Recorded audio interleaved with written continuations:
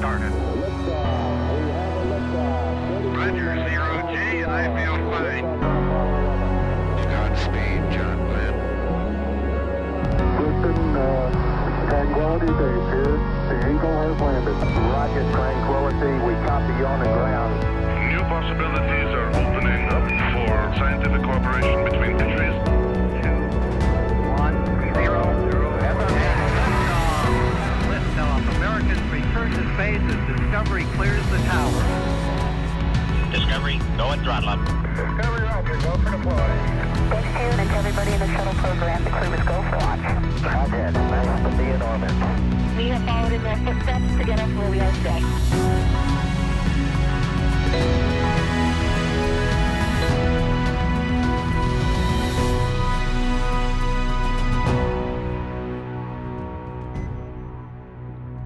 You're watching live coverage of the NASA SpaceX Crew 6 mission as they return to Earth. Dragon Endeavour departed the International Space Station at 4:05 a.m. Pacific Time earlier this morning. On board Crew 6 are NASA's Stephen Bowen and Woody Hoburg, United Arab Emirates astronaut Sultan Alneyadi, and Rocosmos cosmonaut Andrey Fedyaev. Currently, they're on their way to the targeted splashdown site off the coast of Jacksonville, Florida. My name is Kate Tice, Senior Quality Systems Engineering Manager here at SpaceX.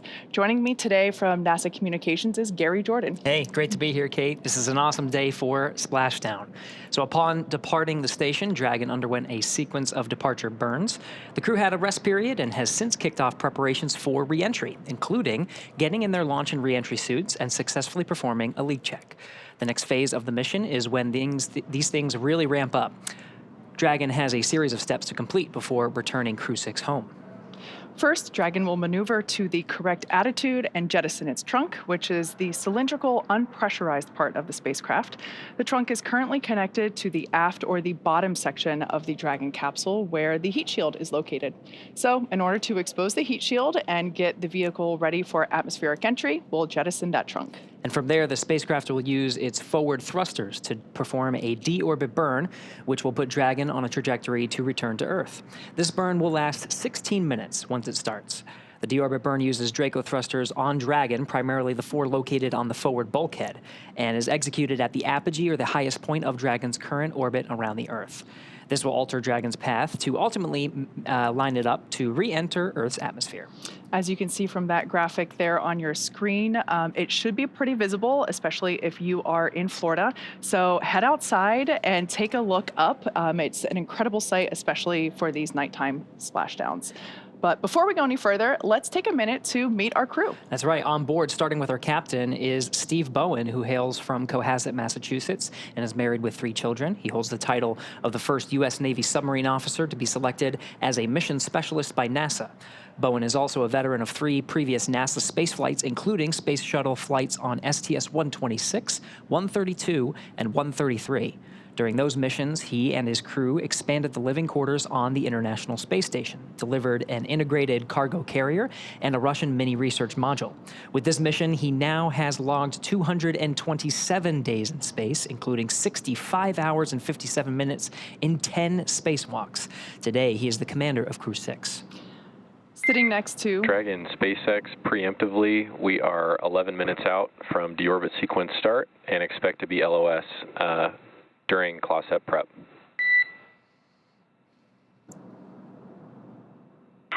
Expect to be LOS during CLOSEP prep.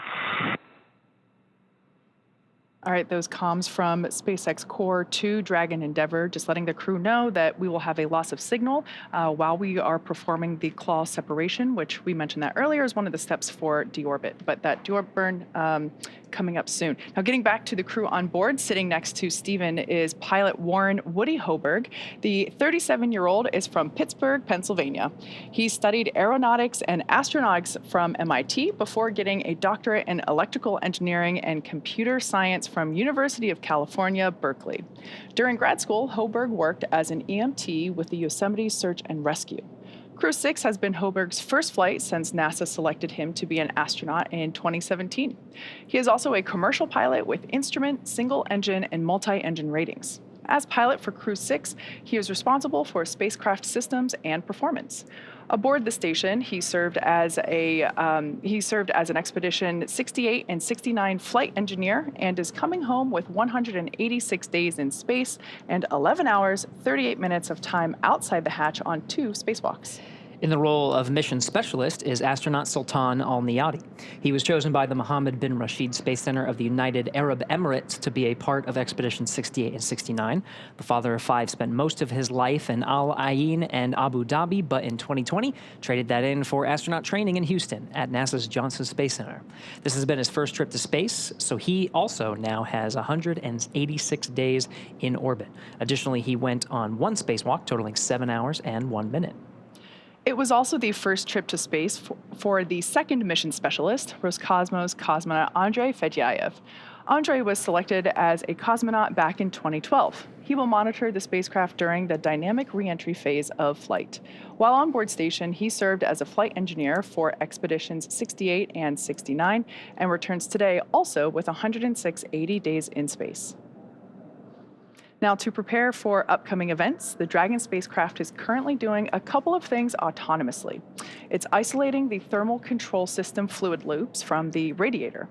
This system is what will help keep the internal temperature of Dragon very temperate for Stephen, Woody, Sultan, and Andrey during the re-entry phase.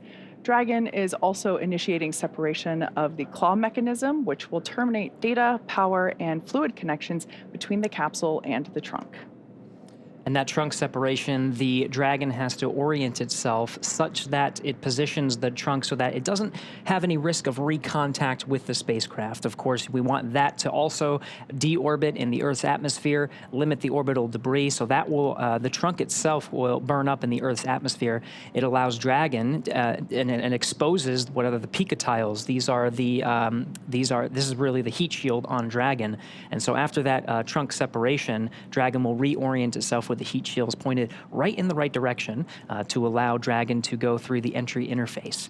We'll see a couple of things in rapid succession at that point. Really, at the time of the deorbit burn, that's that 16-minute burn we were discussing before, and that is a retrograde firing primarily of those forward bulkhead thrusters that slow the spacecraft down significantly, not as quite as significantly as entry, but enough to really make contact with some of the upper limits of the atmosphere and start with the drag and plasma buildup that gets the spacecraft from 17,000 miles an hour to about 350 after it passes through the atmosphere. And that's about a 7-minute period. We'll have a loss of signal at that time. It's a blackout period, which we track. The plasma buildup just allows very limited comms to go through. So we'll be really just waiting for the back end of that 7-minute period until we start getting communications and data from the spacecraft. Yeah, that heat shield will be doing so much work during that reentry phase. The external temperatures of Dragon can reach up to 3,500 degrees Fahrenheit.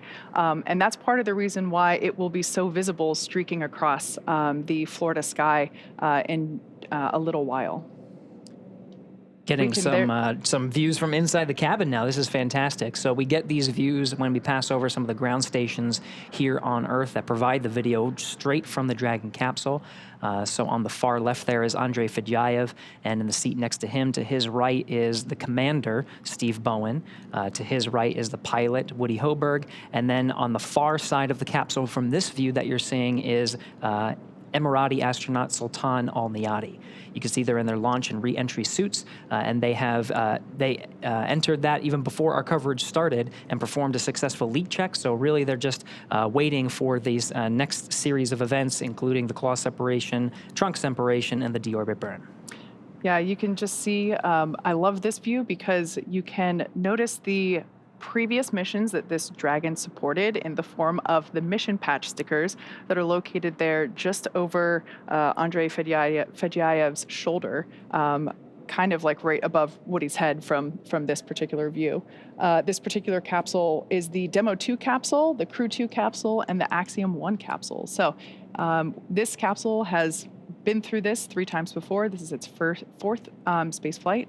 And I love that we are able to document those previous missions inside the capsule as a little nod to history. Yeah, this will be the fourth splashdown of Dragon Endeavour, of course, being the capsule that carried humans for the first time to orbit in a SpaceX Dragon vehicle with Bob and Doug. We've got about 5 more minutes remaining in this preparation phase for that claw separation command. As you can see, the crew continue to monitor progress using the touchscreen above their head, as well as the tablets that they have strapped to their legs. It seems as though everyone is super calm and really just hanging out.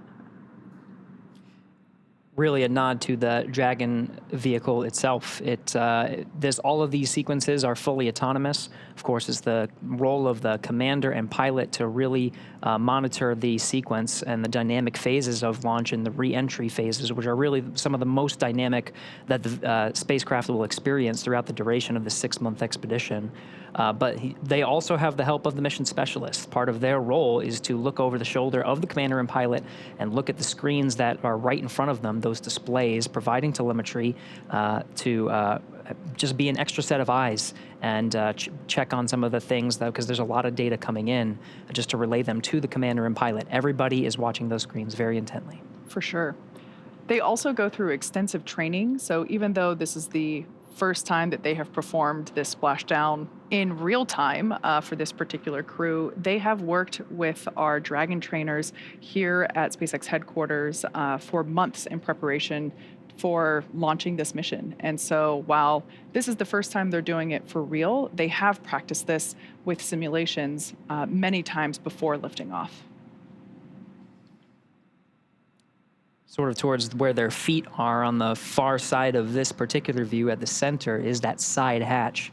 Last time we saw the side hatch open on Dragon Endeavour was right before Crew 6 launched to the International Space Station. It was some of the closeout teams in the White Room at Pad 39A that got the crew situated for launch, making sure that they were ready to go. And that side hatch has remained closed through the duration of this mission. It will be opened once again once the Dragon capsule and the crew are recovered by the recovery vessel named Megan.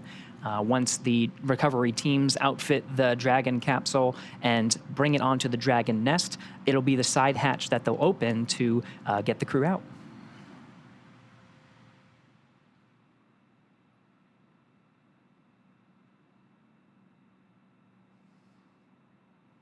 Once again, we're standing by for claw separation. That is the first physical change that the Dragon will undergo in preparation for atmospheric reentry.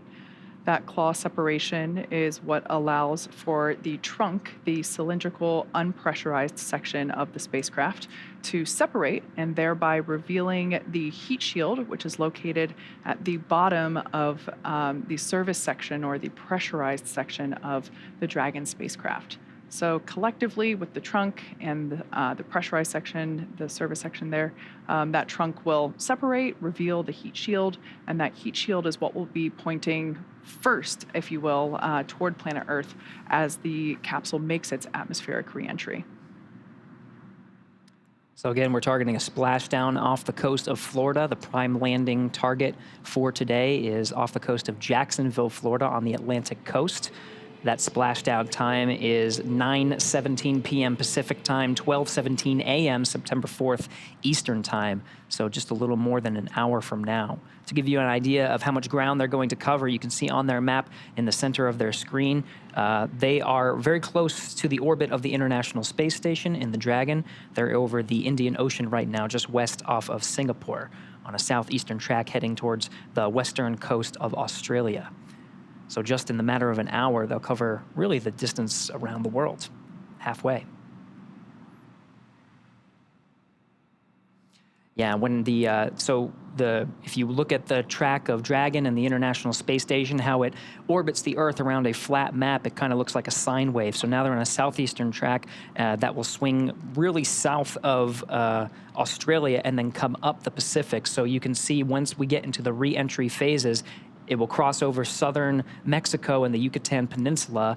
And perhaps if you're outside at just the right moment, just a couple minutes prior to that landing site, 12:17 a.m. So if you're still up at midnight watching our coverage and you're in central and northern Florida, be sure to head out, see if you can see, depending on the weather there, see if you can see the plasma trail as Crew 6 re-enters the Earth's atmosphere. Yeah, that's definitely one of the benefits to a nighttime splashdown. You can still see it during the day, but it is certainly much more striking whenever it's, streaking through the night sky. We've actually had a few nighttime splashdowns prior to this one. So Crew 6 will definitely be a nighttime splashdown, but we also had successful splashdowns at nighttime for Crew 5, Crew 3, Crew 2, and Dragon, Crew 1. SpaceX, we're back with you. Deorbit sequence start. SpaceX Dragon, good to have you back, and we see the same. So that deorbit sequence starts with what's called claw sep prep, claw separation preparation. So once that claw begins to separate, it's about 45 seconds for that sequence to initiate, and then the trunk separates about 45 seconds after that claw separation. So it's relatively quick. So we're still in claw sep prep.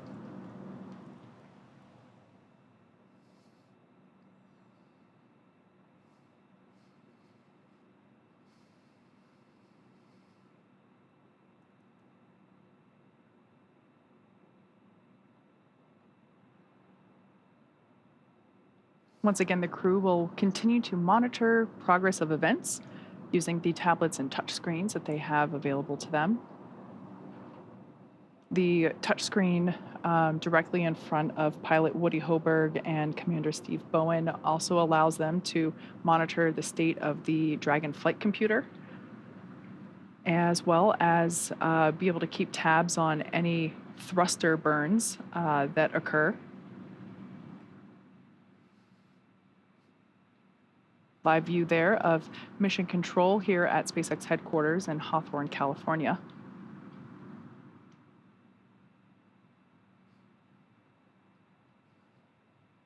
And for those that might be wondering, that, yes, is a lava lamp in the center of mission control.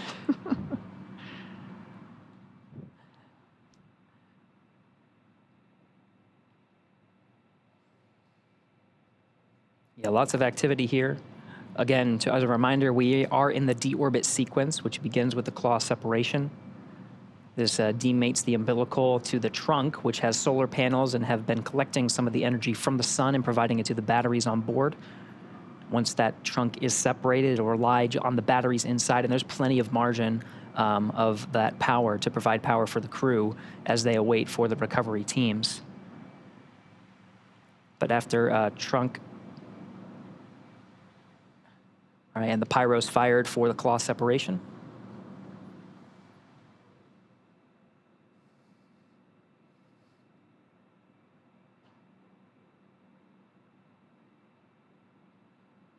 Claw separation is complete. We're now preparing for trunk separation. Again, it's just a matter of seconds before we confirm that the trunk is separated.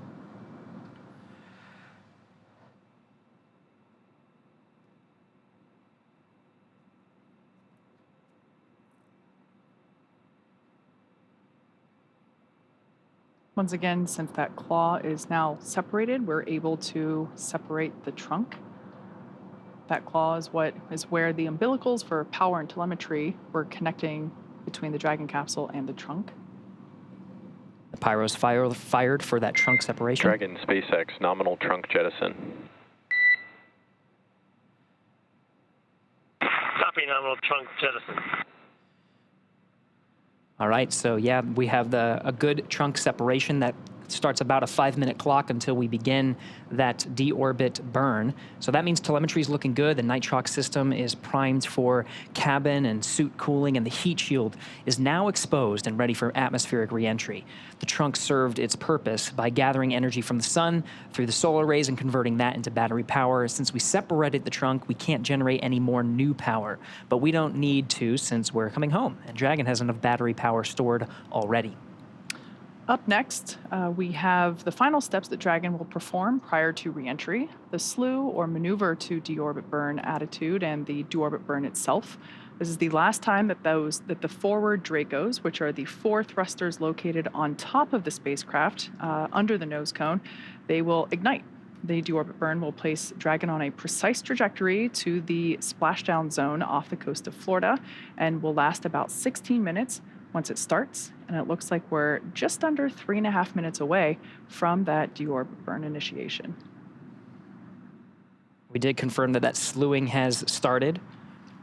So again, Dragon positions itself sort of off to the side to jettison the trunk so it doesn't have risk of recontact with the spacecraft and successfully burns up in the atmosphere.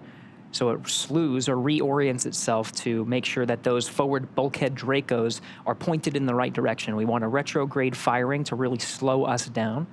So retrograde meaning the Draco thrusters fire in the direction that the Dragon is traveling in. So the nose is sort of pointed forward if you were to think of it as traveling along that axis.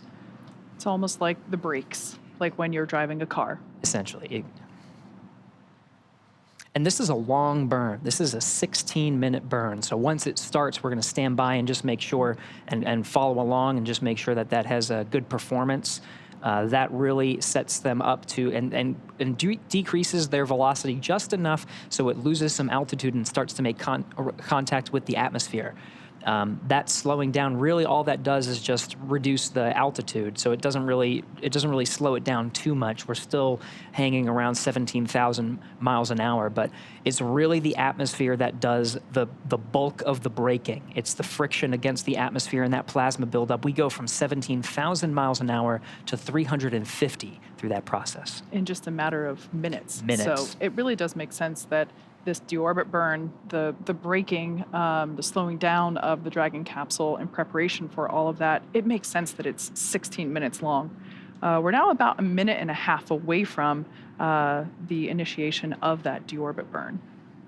Right, again, we are in the deorbit sequence, which begins with that claw separation and trunk separation, both of which were successful. So now we're in what's called the deorbit prep.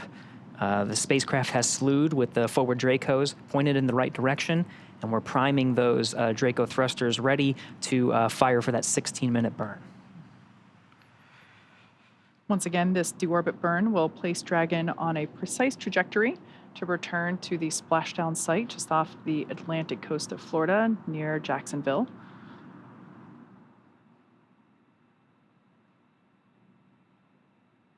And we're less than 1 minute away from deorbit burn.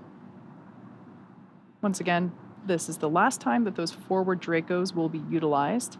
After this burn is complete, we will be able to close the nose cone, which will then basically hide or cover up that area, including the forward hatch, which of course is the hatch that the team used to ingress and egress from the International Space Station. We will be using the side hatch, which is actually outlined by that black liner kind of near the feet of the crew here in this view. That side hatch is what will be utilized for crew egress or exit from the capsule in just under an hour from now. Once again, we're targeting 9:17 p.m. Pacific, 12:17 a.m. Eastern Time for splashdown. And we are getting lucky with some of these internal cabin views as we prepare for that deorbit burn start. This will be the last time that the crew is in an orbital daytime. They're currently over the South Indian Ocean, just west off the coast of Australia. And again, their trajectory takes them south around Australia and then on a northeastern trajectory over the Pacific Ocean. The deorbit, the entry interface, the time that it actually has that plasma buildup as it's slowing down significantly through the atmosphere. That will happen, and you may be able to see it depending on where you are, depending on the weather and cloud coverage, but that track brings it over the southern Mexico and the Yucatan Peninsula. We do have deorbit burn start. You can see it on their displays, actually. You can see those thruster firings on the left display there.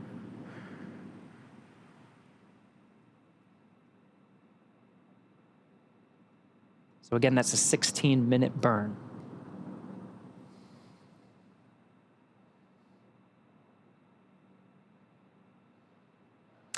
So a quick recap: within the last 10 minutes, Dragon jettisoned its trunk and initiated the deorbit burn.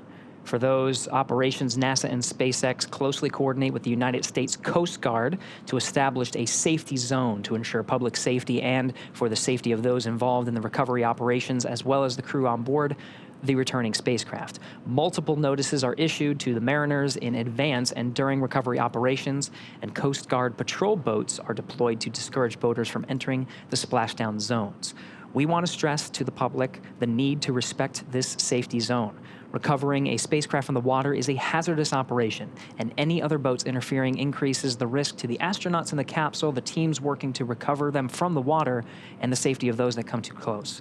For the safety of the crew and your safety, we recommend you sit back and watch, as we'll be bringing you the best possible views of our astronauts' homecoming. The only exception to that, of course, is if you live in Central Florida and you want to look outside through the window or head out into your front or backyard, you should definitely be able to witness Dragon capsule streaking across the night sky. It'll be super bright. Absolutely. Now, like I mentioned earlier, this deorbit burn is the last time that those 4 forward Draco thrusters will fire. Dragon Endeavour has not yet entered the Earth's atmosphere. This deorbit burn is what will line the vehicle up and put it on that final trajectory to the landing site, which, as we just said, is off the coast of Florida, near Jacksonville. Right now, as you can see on your screen, Stephen, Woody, Sultan, and Andrey continue to use their screens to keep tabs on the burn duration, the Draco thruster firings, and trajectory details like the entry angle, capsule perigee, and how much distance remaining until deorbit burn termination. Right now, Dragon is flying itself, so all the crew has to do is stay strapped in their seats and keep tabs on things. Great view there of being able to see exactly what the crew can see with respect to those Draco thrusters firing. Now, with Stephen, Woody, Sultan, and Andrey ready to deorbit and splash down back on planet Earth, they'll be heading to one of 7 targeted sites supported by SpaceX and NASA. All of these sites are located off the coast of Florida, either in the Gulf of Mexico or the Atlantic Ocean. Spreading the supported sites across multiple locations helps us maximize the return opportunities for this mission and future crews, lowering the chance that we'll have to wave off due to bad weather. Yesterday, NASA and SpaceX jointly selected the primary splashdown location of Jacksonville, Florida. This selection process works with a lot of different variables, including the space station's orbital trajectory, what landing sites are available and have favorable weather, how much free flight capability Dragon has for the trip home, and the sleep schedule for the returning crew members. We'll start with calculating daily return options based off of the space station's current orbit and Dragon's capabilities to maneuver and line up for re-entry. The time from undock to landing at the primary site can vary from less than 6 hours to more than 39. Getting home the quickest comes with some obvious benefits, but we always want to make sure that the crew are properly rested for dynamic operations, preventing us from scheduling 20-plus hour days for them. Trajectory and ballistics experts provide the daily opportunities that would line up Dragon with the 7 landing zones and split them into what we call ascending and descending opportunities. Dragon uses its Draco thrusters after leaving the station to execute a series of altitude-lowering maneuvers and to line up with the selected primary site. It can also change to different alternate sites while in free flight if sudden weather moves in that we need to avoid. And weather is something we're constantly looking at, making the final call to proceed about 2.5 hours before the crew undocks. For the Crew 6 return, we looked at a number of weather items. Some of the obvious ones are no rain or chance of lightning in the recovery zone, both for the safety of the crew inside the capsule and the recovery teams on the water. We're also looking for wind speeds less than 15 feet per second or about 10 miles an hour and relatively calm seas so we can safely execute recovery operations, which includes landing a helicopter on the recovery ship to fly Steve, Woody, Sultan, and Andrey back to Florida. Once Dragon began flying free today, we had a number of additional checkpoints to either proceed towards the primary landing site, head to an alternate, or select a new zone based on real-time weather data. These checks happened all the way up until we're in the final hours before the deorbit burn, which is underway now. And it's the last burn to the trip home and commits Dragon and the capsule and the crew to re-entering the Earth's atmosphere. So at this point in time, we are well within the deorbit burn. There's about 10 minutes remaining in this burn. As we mentioned before, it started off as a 16-minute burn, so 6 minutes in, 10 minutes to go. This is the last time that those 4 forward Draco engines located at the top of the Dragon spacecraft will be utilized. This deorbit burn acts as a braking maneuver or slowing down for the capsule in preparation for that, for alignment for atmospheric reentry and splashdown. Before the deorbit burn, we were going about 17,500 miles per hour.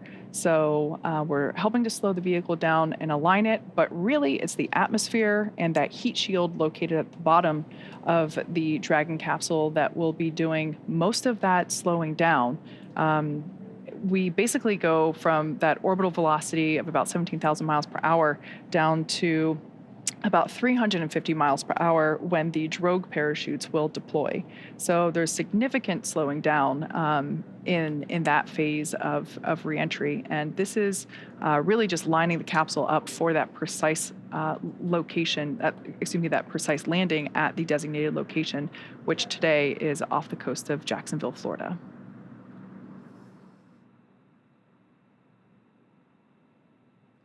And of course, the parachutes really do a lot of the work from that 350 miles an hour down to about the time of splashdown.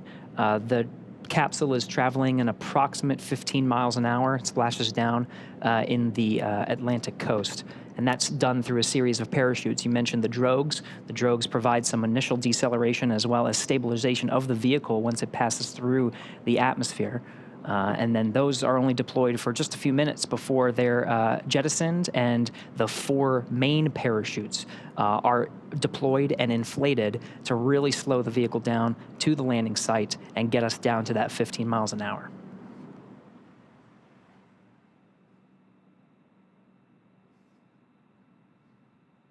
The crew continues to look pretty calm, collected, and comfortable as they continue to monitor this deorbit burn. We've got just over 7 minutes remaining in this deorbit burn. Once again, the crew has trained and prepared for all phases of flight, including this deorbit and splashdown phase of the mission. So I often like to think that, during moments like this when there's something dynamic going on and we just see the crew chilling, it's such a testament to that preparation, that training that they do both with the NASA teams and the SpaceX teams prior to even arriving at the launch pad. And they try to maximize the crew's comfort through the duration of Dragon's flight. When we covered undocking just what seems like just a couple of hours ago at this point, they had these launch and entry suits, and that was because they put them on during some of the more dynamic phases, and that includes the actual contact and separation from the International Space Station. But very shortly after they exited the keep-out sphere, which is only 200 meters away, they got the call that they could remove those suits, and they had the suits off for really the most of the duration of the flight. They have them back on, but you can see their visors are up. And even though this is a very dynamic phase, and this is a 16-minute burn and a very important milestone of the Dragon's return to Earth, the visors will come down and the suits will provide that extra layer of protection through atmospheric reentry. That is a very dynamic phase. Of course, there's the plasma buildup on the outside of the station and a blackout period. There's a lot of stress on the vehicle, so that just provides an extra layer of protection for the crew. Yeah, you mentioned maximizing crew comfort, and we do that not just through operational decisions like when you can take off or doff the suit, but also the design of the suit itself, as well as the seats. So each crew member has a bespoke spacesuit. They basically the suits are specially fitted for each crew member to make sure that it is as comfortable as possible while maintaining the extraordinary high levels of safety required. But the seats as well also have length and sizing customizations in small, medium, large, basically, for the armrest, the bucket, the seat itself, and as well as the footrest. So, yeah, we definitely try to maximize the crew comfort in as many ways as we possibly can. Now, once again, we are in the deorbit burn. This is the burn that lines the crew up for that precise landing off the coast of Jacksonville, Florida. And we're just under 5 minutes remaining in this burn.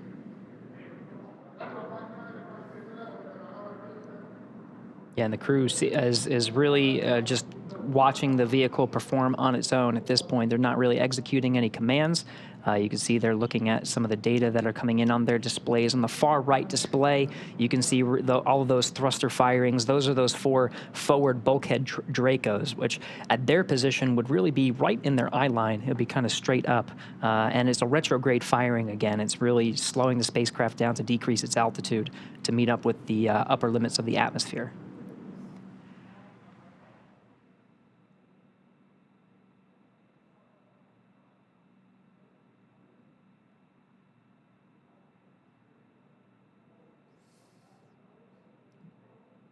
We're 12 minutes into the burn, have about 4 minutes left.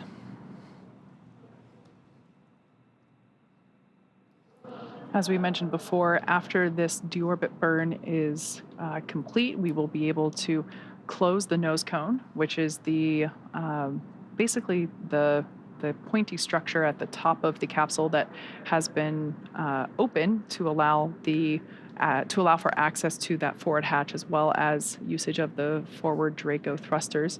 So we'll be able to close that, and that will basically make put the capsule back into its aerodynamic shape. And after we close that nose cone, we will begin atmospheric reentry. We will have about a 6 or 7 minute period of anticipated loss of signal, or LOS, as we'll hear it referred to in comms between ground and crew. And there is some margin built into the operations. This, again, the deorbit burn is executed at the apogee of their trajectory and allows them to decrease that altitude. And it's a 16-minute burn, so that will take us to about 8:40 Pacific, so just a couple of minutes left. They have about 25 minutes until they start experiencing some drag on the atmosphere, and that allows the Dragon spacecraft to do a couple of things. It allows them to close the nose cone, as you mentioned, and also slew the Dragon once again and get into the entry interface with the pica tiles and the heat shield pointed in the right direction to take the loads of the friction of the atmosphere. Exactly. So if you want to think about Dragon's orientation at the moment, the forward end, or if you think of how Dragon is oriented when it's on the launch pad, it's the top end of the Dragon spacecraft is basically pointing forward along their trajectory. So those thrusters are performing a retrograde burn, which is slowing the vehicle down. So we will want to, after this burn is complete, basically rotate the capsule or slew it in order to make sure that that heat shield is then the end, the bottom end is what is actually pointing toward, in the direction of their trajectory, so that that heat shield is able to do its job, which is really utilize that friction that will be made while coursing through the Earth's atmosphere and slow that vehicle down significantly. Once again, we're going from an orbital velocity of about 17,500 miles per hour, and that atmospheric reentry, that heat shield action will take us down to about 350 miles per hour. So we're about just over 1 minute remaining in the deorbit burn.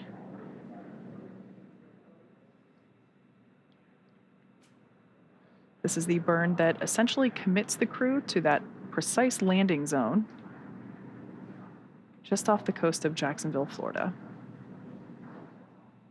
Once again, we are targeting a splashdown time of 9:17 p.m. Pacific, 12:17 a.m. Eastern. And again, this is Mission Control here in Hawthorne. The team's here monitoring Dragon's progress and the progress of that deorbit burn. It'll be the crew operations and resource engineer, the core, that's the voice from here in Mission Control in Hawthorne, that relays the burn performance status up to the crew via Dragon to ground. On your screen there is SpaceX core for this, this operational shift. On console tonight is Jake Vendel.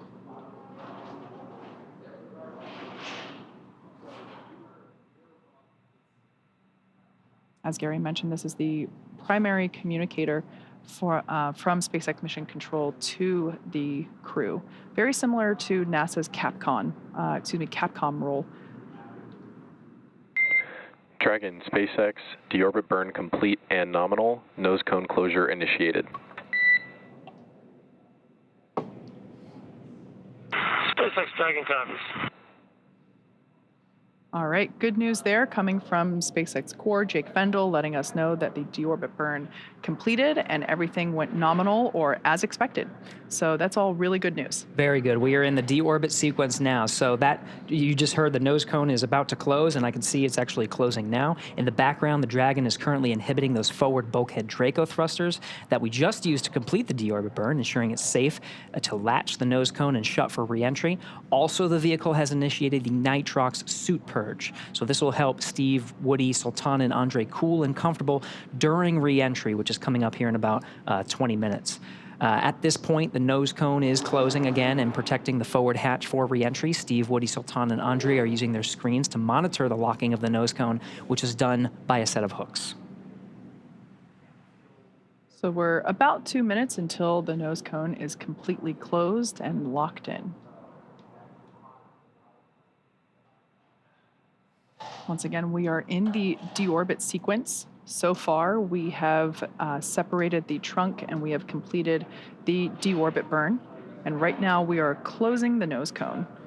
This is the final physical change or modification to the Dragon capsule prior to reentry.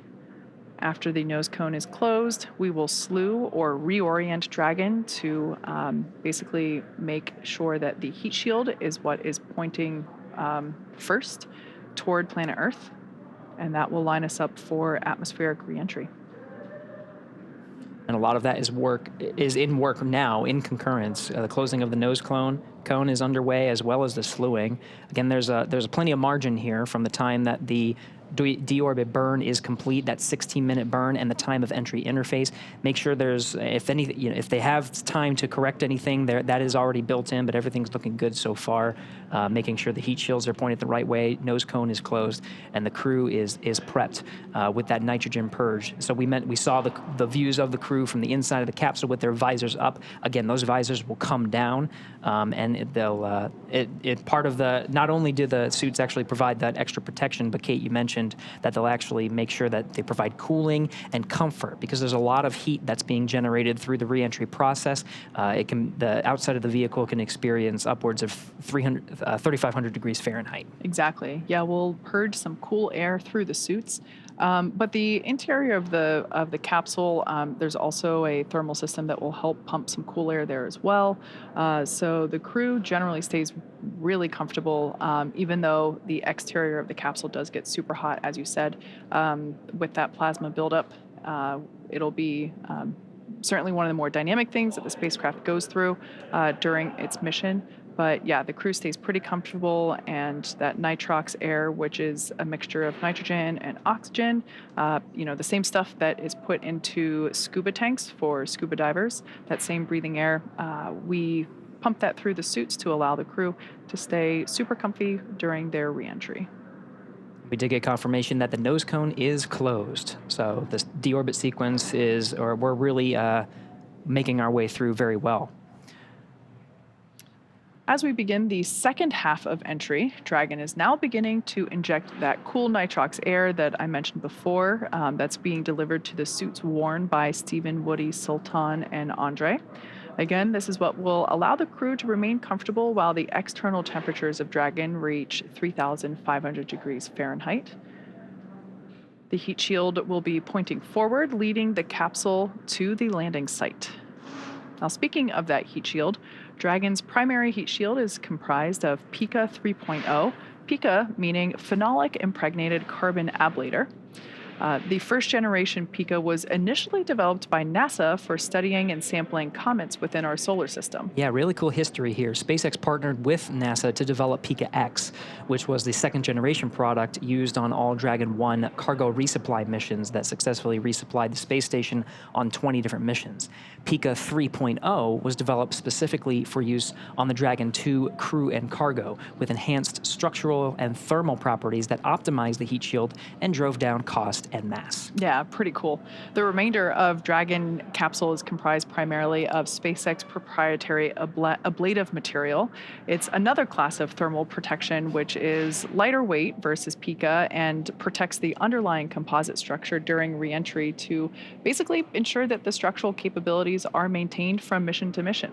And while Dragon will experience temperatures well over 3,000 degrees Fahrenheit, Kate, you mentioned 3,500 degrees, during peak re-entry conditions, the characteristics of the TPS, the thermal protection system, coupled with the ECLSS, environmental control and life support system in the pressurized interior, will ensure that Steve, Woody, Sultan, and Andrey stay cool and comfortable during all phases of re-entry through Splashdown. After Dragon Endeavour has re-entered the Earth's atmosphere, a series of parachutes will deploy to slow the crew's descent. As we mentioned before, the first set will be the 2 drogue parachutes, followed by the 4 main chutes, and those will guide Dragon to its first contact with Earth since launching in April earlier this year. Dragon will automatically deploy these parachutes when different pressure and positioning sensors on the capsule detect that they are at the right speed and altitude. Vehicle velocity at drogue deploy is approximately 300 miles per hour. They deploy at about 18,000 feet. Then vehicle velocity at main parachute deploy is approximately 119 miles an hour. They deploy at about 6,500 feet. Vehicle velocity at water splashdown is about 16 miles an hour. Highest G load the crew will experience during re-entry is approximately 3.5 Gs. So again, the nose cone is closed. Those nose cones are secured by a series of latches. The first set of hooks is closed, and the second set of hooks is traveling to secure the nose cone. Again, that is closed, and the vehicle is slewing or orienting itself with the deorbit position, with the entry interface position, to allow the heat shield to meet up with the atmosphere. And those Pika tiles that were designed to take those loads of the heat will be pointing the right direction.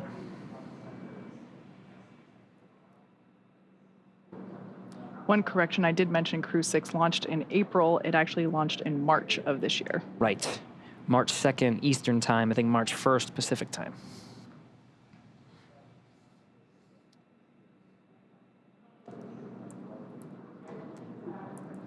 It's 8:47 p.m. Pacific Time now. We're about 30 minutes from the expected splashdown time. Again, we're tracking 12:17 a.m. Eastern Time over in Florida near Jacksonville, which is our primary landing site here at the Pacific Coast, 9:17 p.m. Dragon, SpaceX, nose cone secured for entry. SpaceX Dragon copies. So again, 2 sets of latches that secure that nose cone. Those have traveled and confirmed that not only is the nose cone closed, but it is secured for re-entry. And with that, Dragon, I've got a entry sequence brief. Report ready to copy.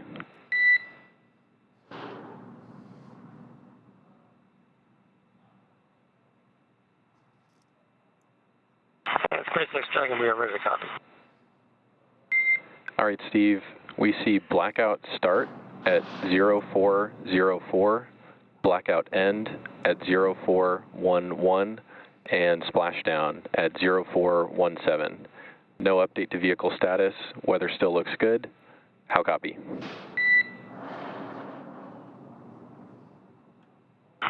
Zero 0404, 0411, and 0417. Weather still looks good. And I think that copies it all. Thank you.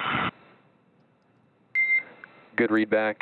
One more note, we noticed prior to the burn, a few of the tablets were not secure to the satchels. I'm hoping that you can positively verify that each tablet is indeed secure. We're working on that right now, and we'll get it by 1:50. Copy. All right, that was SpaceX Core Jake Vendel letting Commander Steve Bowen know our updated timeline for that expected loss of signal. We heard them read out 0404 to 0411, those times being, the space standard, the GMT time zone. So for us, we would expect that to be at 9:04 p.m. Pacific, 12:04 p.m. Eastern, and lasting until the 11-minute mark there. So just slightly, actually, no, right on time, we did say about a 6 or 7 minute loss of signal. Splashdown time remains as we originally were targeting, that 9:17 p.m. Pacific, 12:17 a.m. Eastern. And you can just see just how quick in succession everything is. From 9:04 to 9:11, we go from 17,000 miles an hour to 350 miles an hour, and then through the drogue parachute deployment and main parachute deployment over the course of 6 minutes, we get down to 15 miles an hour at the time of splashdown. Yeah, and during that time, the crew will experience about 3 to 5 Gs during this reentry phase. So pretty similar to what they would have felt during the launch phase of the mission.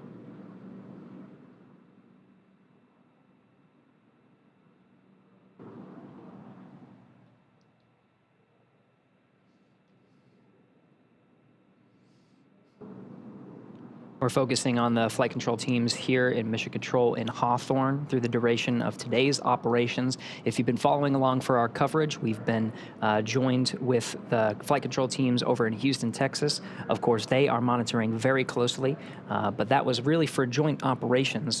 It's a different set of flight criteria and flight rules when the two flight control rooms are working in tandem, operating by the same flight criteria. And there is that dance of the Dragon and the International Space Station. Really, the responsibility of the Dragon is on the teams here in SpaceX. They are, of course, communicating constantly with the teams over at NASA, and the NASA teams are in the loop monitoring the progression of the Crew 6 astronauts and cosmonauts' return home to Earth.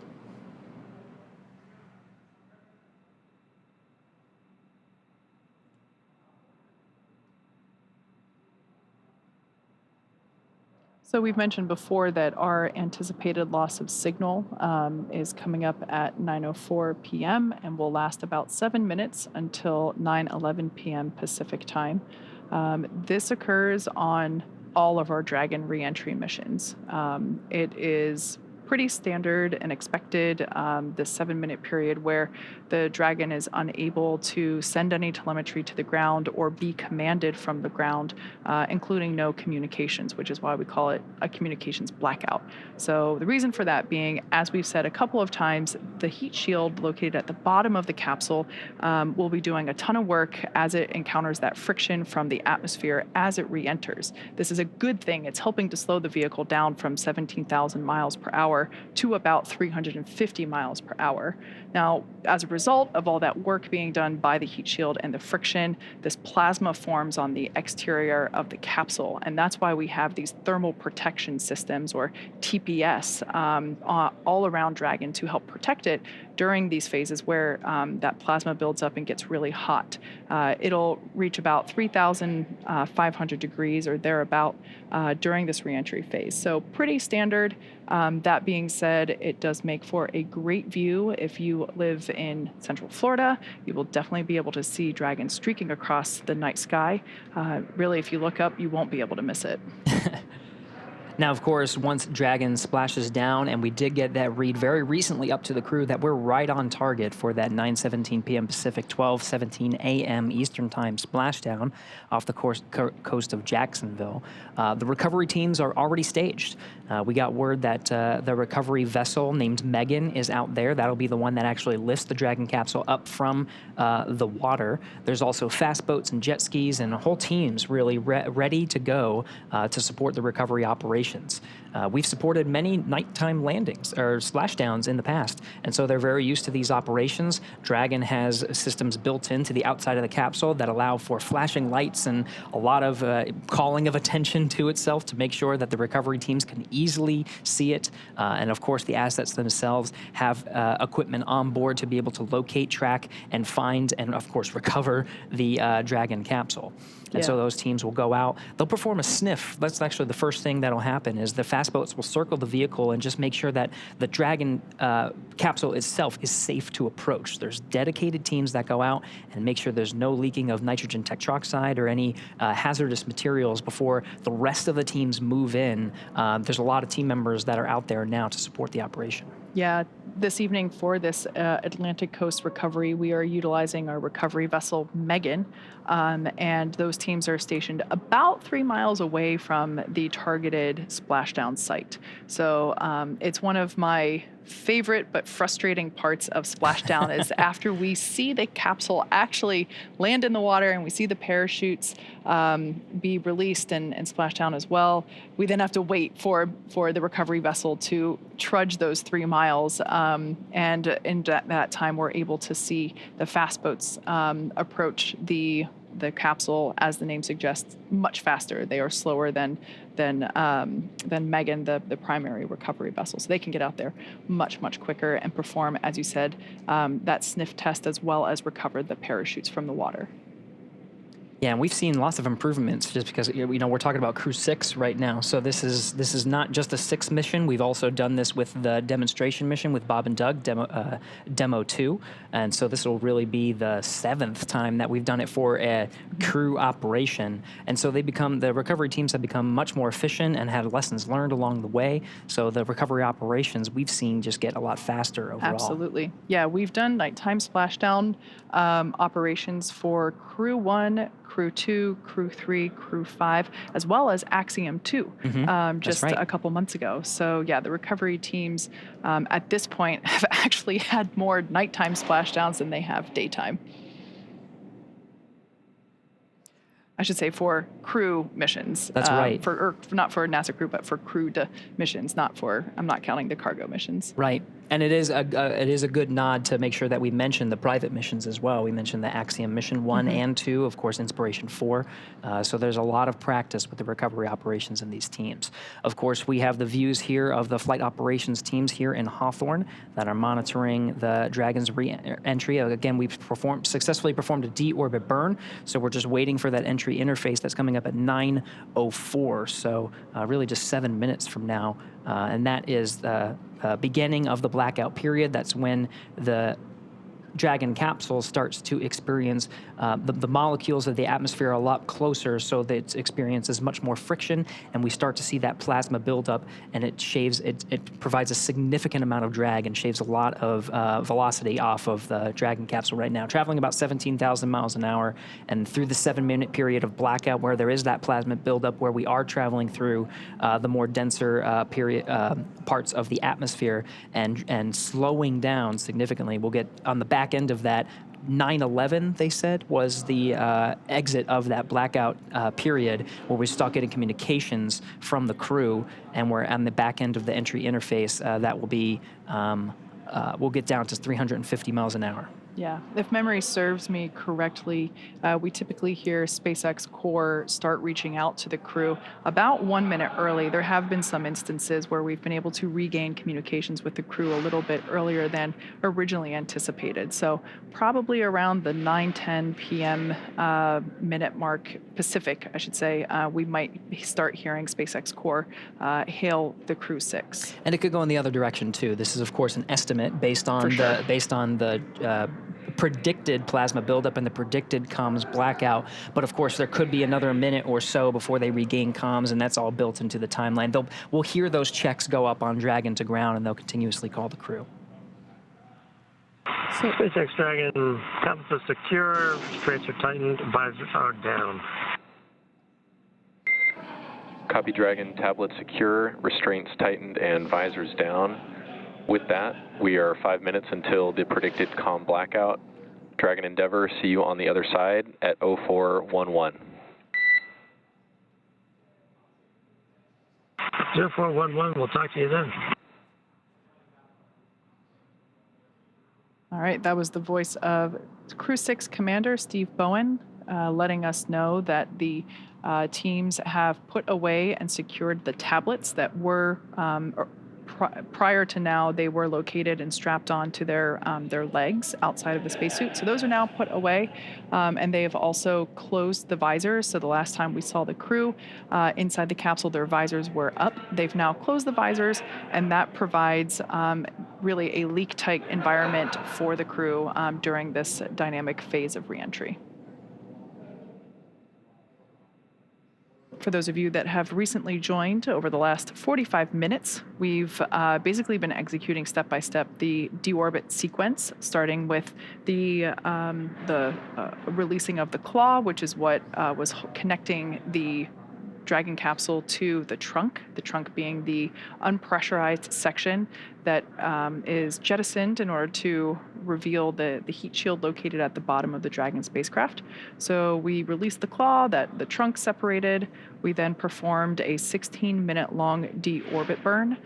We've also slewed or reoriented the capsule so that the heat shield is facing it's hard to describe it in my head, but it basically, the heat shield is what is leading the capsule to the targeted splashdown site, which today is in the Atlantic Ocean off the coast of Jacksonville, Florida. As we just heard, we have an anticipated loss of signal, or LOS, that will last for 7 minutes, and it will start at 9:04 p.m. Pacific in about 3 minutes from now. That is standard for all of our Crew Dragon reentry missions. And at that point in time, the Dragon will not be able to send any telemetry or data to the ground. The ground will not be able to command Dragon at all, and we will not be able to receive any communications from the crew or to them either. Now, on the back end of the communications blackout, when we receive a word from the crew, it'll be the crew themselves that read out some of the calls of their status. And we'll be relying on that, and of course the data that we're receiving from Dragon, now that we're outside of that blackout, to determine the performance of the vehicle. We'll see those drogues. There's 4 main parachutes that allow for a safe landing. The parachutes are designed with that 4th in mind, so that even if the 4th were not to inflate all the way, 3 could actually provide enough resistance to properly decelerate the Dragon so that it lands right on time and provides a normal amount of drag on the vehicle to get us down to that 15 miles an hour at the expected time.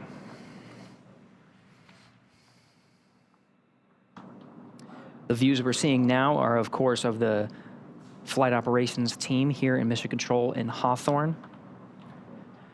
We'll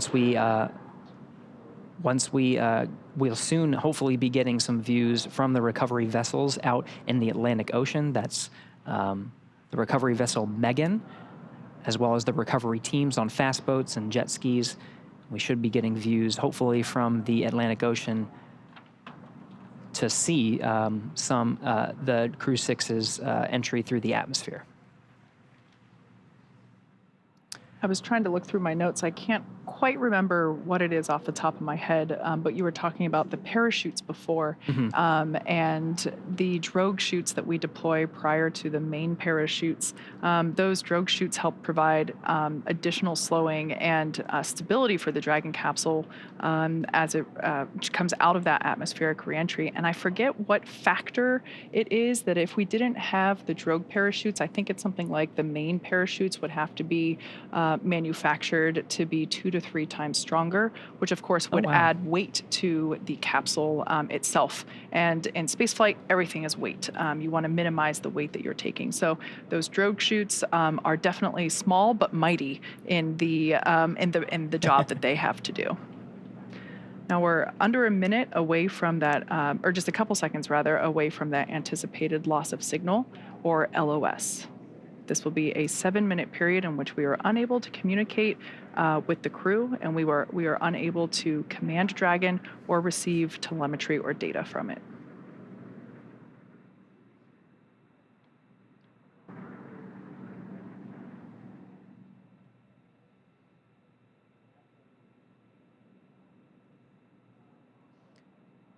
Okay, we're in that loss of signal. The clock starts now, right on time, 9:04 p.m. Pacific, 12:04 a.m. Eastern. That starts the 7-minute clock of the anticipated communications blackout. Kate, as you mentioned, the teams here in Mission Control in Hawthorne may start reaching out to the crew a little early. The crew themselves may see an acquisition of signal from their own data and call out to the teams to let them know that they're outside of the blackout. It could be intermittent too, so there's a lot of different factors, but the key here is communication, and they'll continue to talk to make sure that they are relaying they, meaning the crew, are relaying the information to the teams here in Mission Control Hawthorne, and of course the Hawthorne will be able to respond. Right. So for those of you that have just recently joined us, at this point we have entered a communications blackout period, a loss of signal or LOS, and lasts approximately 7 minutes due to plasma formation around the spacecraft. During this time, no vehicle telemetry is received by Mission Control, which you see there on your screen, and no external commanding of the vehicle or voice communication is possible. But as a reminder, Dragon is designed to fly itself. During this reentry, the vehicle will be slowing down from orbital velocity, which is about 17,000 miles per hour, and the top temperature that Dragon will experience upon reentry is about 3,500 degrees Fahrenheit. As we've mentioned before, this expected blackout period is, we anticipate it to last about 7 minutes. It might be a little bit less, it might be a little bit more, but we will definitely be able to hear the crew once they do re-enter from that anticipated loss of signal. We'll have acquisition of signal, which is AOS. That's right, and the last read up to the crew prior to their entry and the beginning of the blackout period, we were still tracking an on-time splashdown. Again, for those following along, that's 12:17 a.m. Eastern Time, 9:17 p.m. Pacific Time.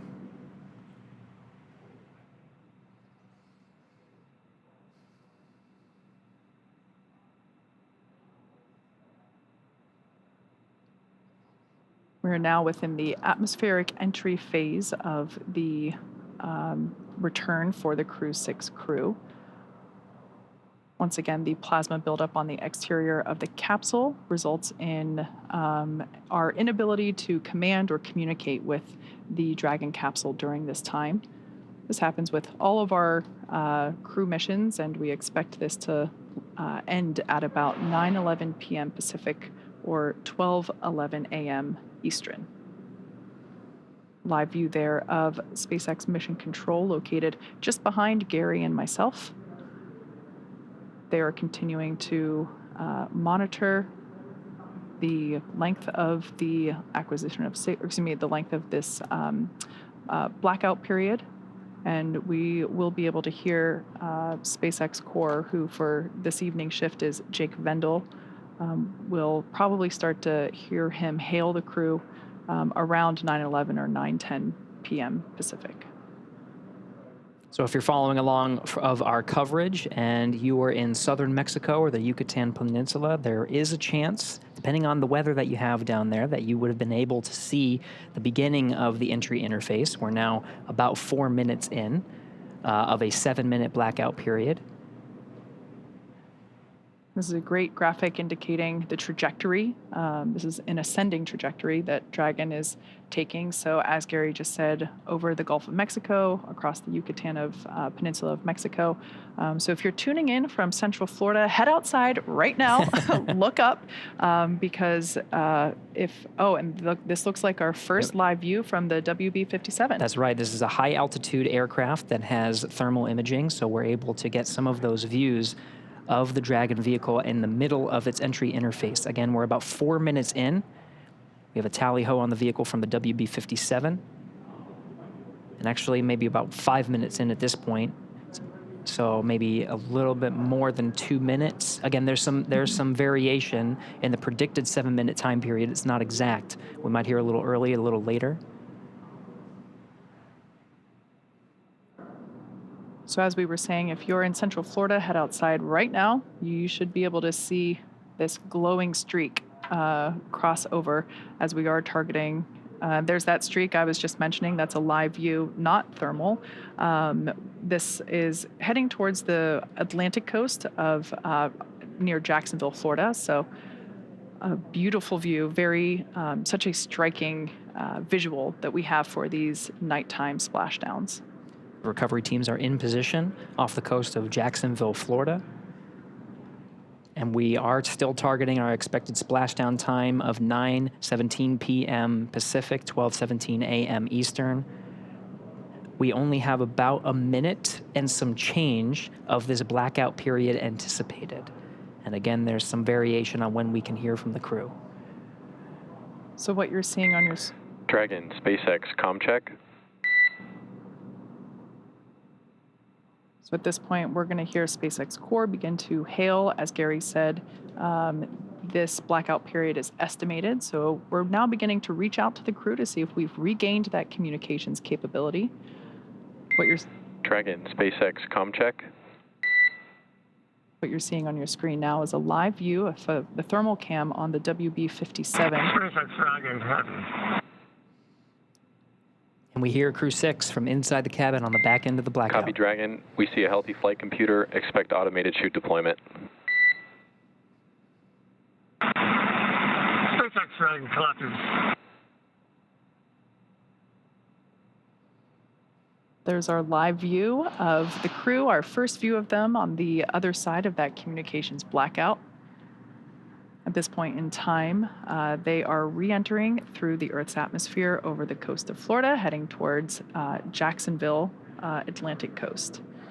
Up next will be the deployment of the drogue parachutes, which should happen in about 2 minutes, just over 2 minutes. You can see they got through some of the thicker parts of the atmosphere, and that plasma buildup is starting to dissipate. We have about, less than 2 minutes or so. Dragon, SpaceX, GPS converged. Expect nominal altitude for drogue chute deploy. SpaceX Dragon, copy. Receive it. All right, so that call out just letting the crew know that they can expect to have the initial parachute deployment, that is the drogue parachutes, and that those typically deploy about 18,000 feet. At that point in time, the capsule is going around 350 miles per hour. Some of the data and telemetry from Dragon is in meters, so if you do hear those calls from the crew and from us, some of the telemetry we're seeing is in the metric system.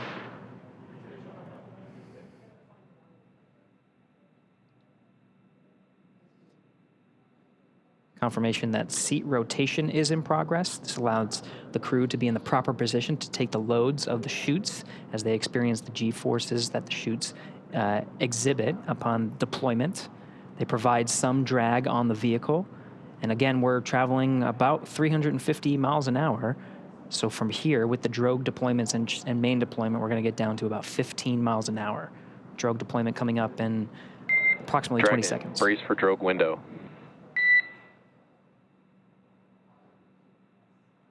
SpaceX Dragon, copy.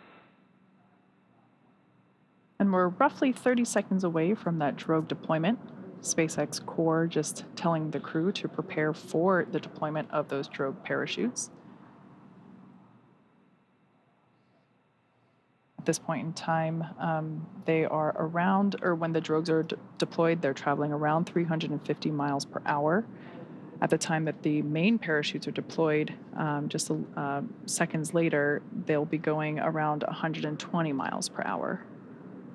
So these drogue parachutes help provide further deceleration as well as stability for the capsule prior to those main parachute deployments. Drogue pyros have fired, and we have good confirmation of drogue chutes. 2 drogues. It's a view from inside the parachute bucket.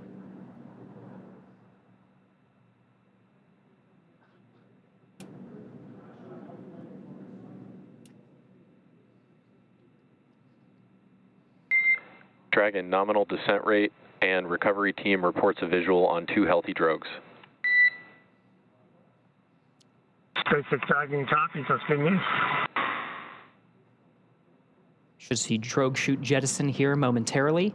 We'll see those 2 chutes that you see be released from the capsule, just like so, and release the 4 parachutes, now deploying.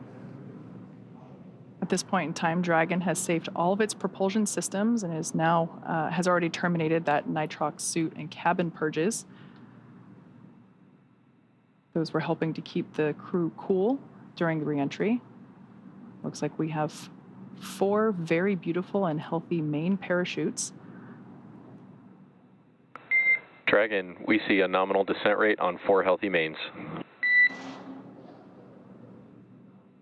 SpaceX Dragon copies, and SpaceX Dragon coming up on 1,000.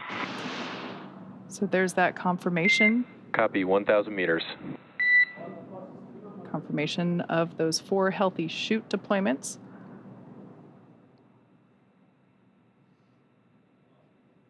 Now standing by for splashdown. At the point of splashdown, the capsule will be going about 15 or 16 miles per hour. Continuing to decelerate from a speed of about 120 miles per hour. 800. So we will now begin. Copy, 800. To hear Commander Steve Bowen call out the altitude as they approach the water surface. That is again in meters. Landing in water is simpler and provides more margin against unlikely parachute issues. We had to learn how to make Dragon waterproof, but once you do that, it's very much a rinse, review, reuse type process. 600. Copy, 600. 600 meters, and the descent rate is as predicted, meaning we're targeting that splashdown time in about a minute.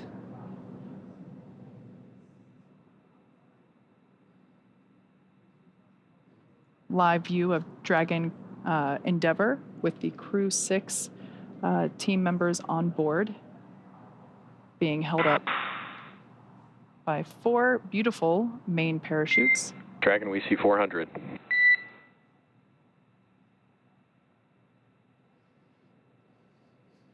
We're now about 400 meters above the ocean surface.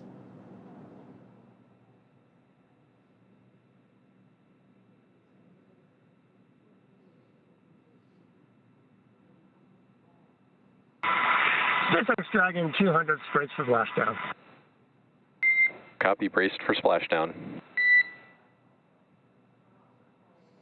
Again, the seats have been rotated in a position to take the loads of re-entry and parachute deployment as well as splashdown. The crew is braced. We are inside 100 meters.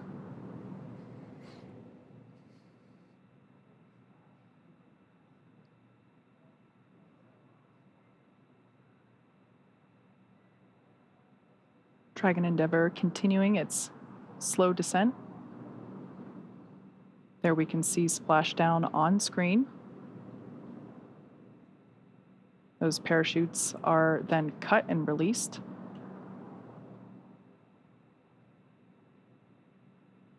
Dragon Endeavour has now returned home. NASA astronauts Steve Bowen, Woody Hoburg, Sultan Alneyadi, and Andrey Fedyaev. SpaceX Dragon splashdown. We are in water rough riding. Copy, splashdown, and we see main chutes cut. After a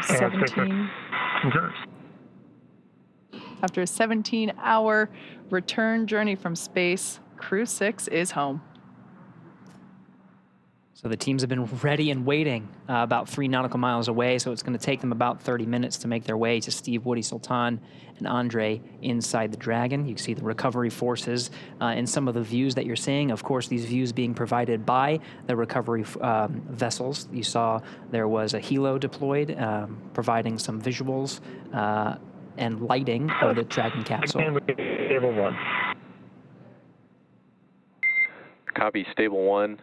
Dragon Endeavour, on behalf of NASA and SpaceX, welcome back home. Thank you for flying SpaceX. Thanks, SpaceX Endeavour. We greatly appreciate all the support from all the initial training through the launch, throughout the mission, keeping us abreast of all the status of the vehicle, and all the support all the way down. This has been incredible. Greatly appreciate it, and look forward to working with you all again.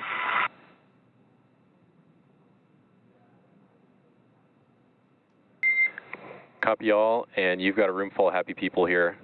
We've got some systems to verify safe before we give the boats a go to approach. I'll be back with you on that topic in a minute. And SpaceX Dragon copies. We'll just enjoy the wallowing here. It might be soothing, so maybe I'll be napping soon.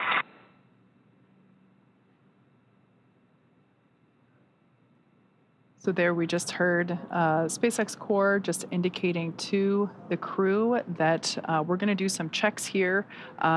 Here from Mission Control Hawthorne, we're going to do some system checks to make sure that everything is safe as necessary on the Dragon Endeavour capsule.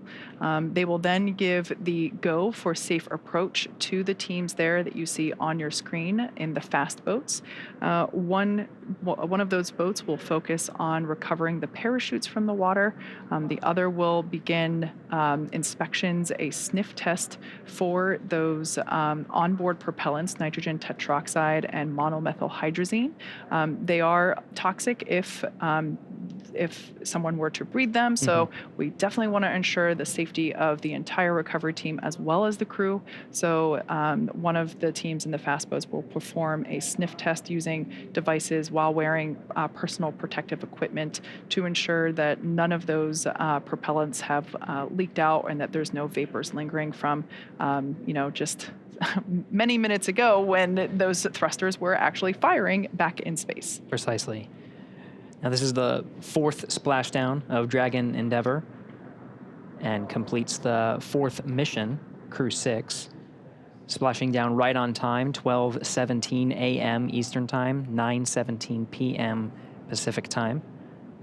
We're getting views from the recovery vessels that are out many nautical miles away from the coast of Jacksonville, Florida. And the crew and teams here in Hawthorne reported a stable 1 position. That just notifies that the capsule is in the ideal position, floating in the Atlantic Ocean there, upright, with the heat shield in the water and the nose cone pointed towards the sky, as you see there.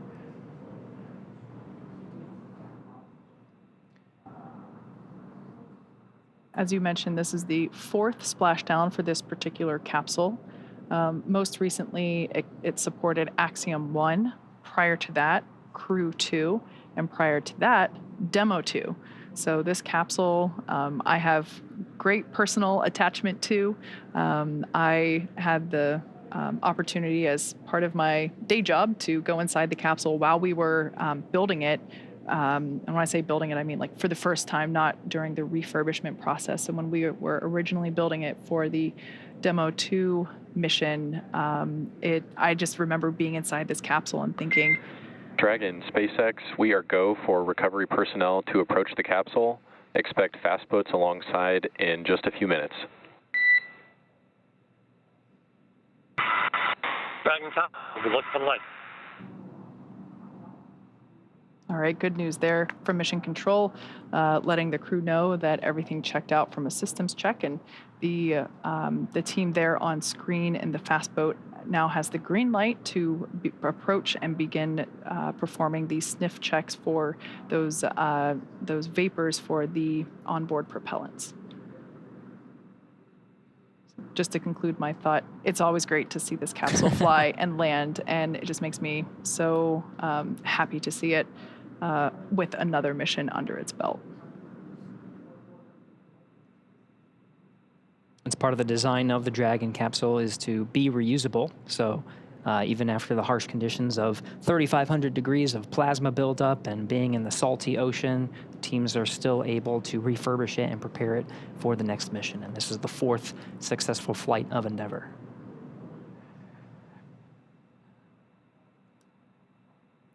So after those hypergol checks, Dragon teams will we may see some of the team members crawling on the outside of Dragon and begin the rigging process as the recovery vessel Megan has the equipment necessary to bring the Dragon out of the water into what's called the Dragon's nest. And that allows the capsule to be positioned and stable on a boat and allow some of the personnel on board that boat, that ship, to open up the side hatch. We were talking about the side hatch a little earlier. That has remained closed through the duration of the mission. The last time it was open was on Launch Pad 39A, as some of the teams were preparing Steve, Woody, Sultan, and Andrey for their launch to the International Space Station and the beginning of their expedition of science, maintenance, and upgrades aboard. Now it'll be opened again here very shortly. It does take some time, so it could be 30 minutes to an hour before we actually see them on the boat and they start egressing the capsule. But we'll provide coverage until they're safely aboard the recovery vessel Megan, and all 4 crew members have egressed Dragon. So this image that we see here was taken just minutes ago, a beautiful capture of the moment when Crew 6 was re-entering over Florida. We can actually see NASA's VAB and Pad 39A in the distance. So this is such a cool time-lapse capture of the re-entry streak that we saw just minutes ago of the Crew 6 re-entry and splashdown.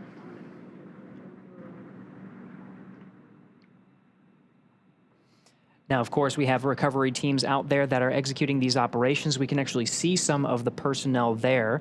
We do have a public affairs officer on recovery vessel Megan, Courtney Beasley, who is standing by and watching the operations unfold and providing some coverage from there. I'll do a comms check with Courtney Beasley, who's there via satellite phone. Courtney, can you hear us? Gary, I have you loud and clear. How do you hear me? Loud and clear. Courtney, we were very jealous, and we were talking a lot, Kate and I, about the views of Dragon's re-entry through the atmosphere and the plasma trail and the landing, of course, in the Atlantic Ocean. I can't imagine a person who had a better view than you. From your perspective on recovery vessel Megan, how was that landing? Gary, it was absolutely beautiful. We were about 1.5 nautical miles away from the landing zone, and we had a great view from the front of the ship. We were actually able to track the spacecraft. Starting when it broke the horizon, we heard the sonic boom loud and clear and tracked the spacecraft all the way down through splashdown. Dragon, SpaceX, There's something hypergol beautiful sweeps, about a and nighttime unfired ordnance splashdown. checks The nominal. only thing lighting Rigging the sky is up in tonight progress, was the moon, the and it's stars, approximately and Crew 25 6 minutes returning until back home capsule to Earth. lift. Stand by for a PMC Now, one thing we with were... the SpaceX flight surgeon on the ship. And we did just hear a call out indicating that the sniff checks were successful, so the close approach team now has the green light to begin climbing on board the Dragon capsule, so we should see the recovery continue along. But I want to hear more from Courtney with her bird's eye, or with her live action view. That's right. Yeah. Back to you, Courtney. We just wanted to pause for some of those communications with the crew and just follow along on the action here. But really want to understand what it's like there. You got some beautiful views. We are seeing, some of the seas. I think that we're tracking about. We're tracking sea states and wind, and we were talking about weather quite a bit leading up to today's landing. From your perspective, how is the weather out there?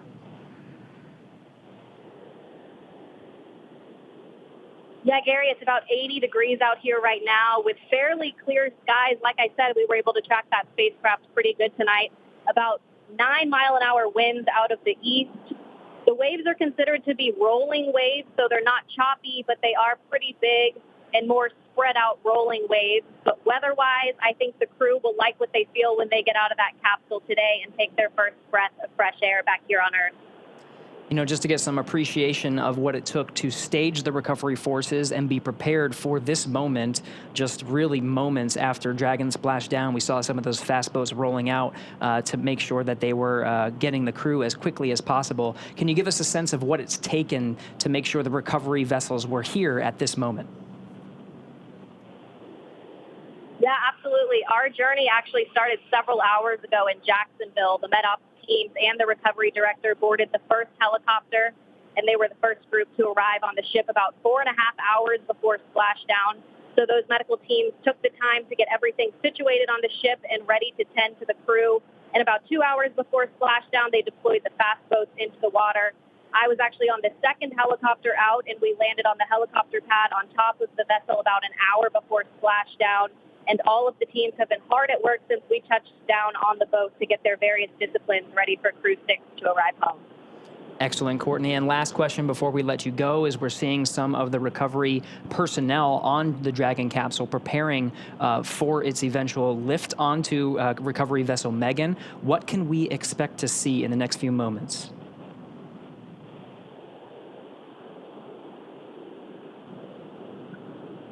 Yeah, Gary, so once the crew is out Copy. We of also the have you capsule, 5x5. they'll be Boats are working on transferred you over to the and med rigging bay, up the where the vehicle. crew will I'll get back them to you checked out closer by to their capsule medical lift. teams, and we'll have the opportunity to take those spacesuits off and get comfortable back here on Earth. And then, of course, they'll run through those medical checks. They'll get back on the helicopter and head back to the airport where they'll board their planes back to Houston to begin their post-flight period. You're probably getting a better view than I am right now, so I'll let you walk through that. But back here on the ship, once the crew is off, they're not the only ones returning from space today. We'll actually stay here a little longer with the cargo team since there was International Space Station cargo returned on this flight. So once we get back to the airport, the cargo teams will begin doing cargo processing, taking photos of all of the articles that were included in the cargo, and they will pack all of that into box trucks that will take them back to various NASA centers. But Gary, an overall beautiful splashdown tonight, and I hope it was the same for you back in Hawthorne. Absolutely, Courtney. We've been getting some fantastic views. Thank you so much for that report. That was Courtney Beasley out on the recovery ship, providing live coverage from the landing site just off the coast of Jacksonville. We're back in the action now, seeing some of the views from the recovery vessel and the recovery operations team, including helicopters, fast boats, jet skis, and of course, we're getting views from some of the ships that are standing by waiting to actually pull Dragon out of the water. So at this point in time, the Dragon capsule has safed all of its systems. Mission Control did a systems check to make sure that that was true and accurate. They gave the fast approach teams the green light to approach and begin the rigging process, which is what we are now seeing underway. Additionally, they have recovered the parachutes from the water. So those were, we were able to see those being dragged onto a boat. And what we have now is there's one individual that we see kind of like a spider monkey crawling all around the capsule and attaching the necessary rigging, the straps. These are what will help to stabilize and lift the Dragon capsule out of the water and onto the recovery vessel. For tonight's operations, we are using our Atlantic Coast recovery vessel, Megan, and hopefully in probably like 30-ish minutes from now, it kind of varies depending on the sea states, which, as we can see, a little bit more waves than some other missions, but still well within the limits for recovery, really probably unfazing to the individuals that are out here doing the work as they train extensively for these operations, whether it's daytime or nighttime. So obviously we can see one person there working to secure that strap around the base of the service section of the Dragon capsule, and that is one of the primary stabilization strap rings that will help to lift the capsule out of the water and onto the Dragon's nest on board Megan. And of course, the teams here are very close to the capsule because we passed those hypergol leak checks, and it's safe around the vehicle. You see some of the personnel, of course,